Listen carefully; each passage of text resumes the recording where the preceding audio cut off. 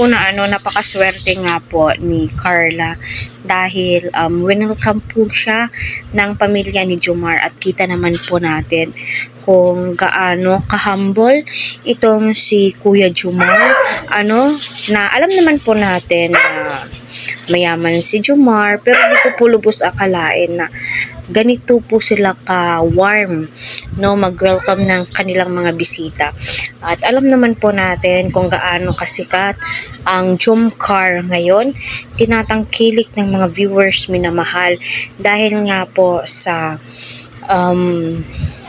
ugali ni Carla. Na kita naman po natin sa itsura pa lang po ni Carla is mabait na po siya, respetado, napaka-thankful, at malaki po yung pinagbago. At kung napapansin nyo, kapatid ata ito ni Jomar, halos magkamukha po sila ni Carla.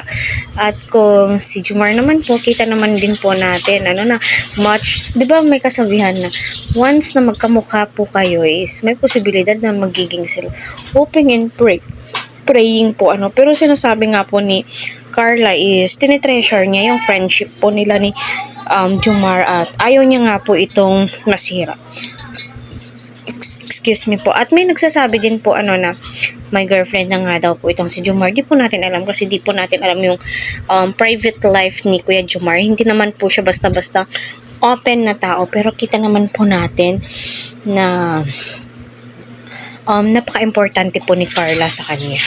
At the way na magsalita nga po itong si Kuya Jomar sa mga vlogs po nila is napaka-sincere po niya, napakabait, my God. Kung tutuusin mo, kung pwede lang sana na maging sila, naway walang kalingap serye, kung tutuhanin lang po talaga, why not, di ba?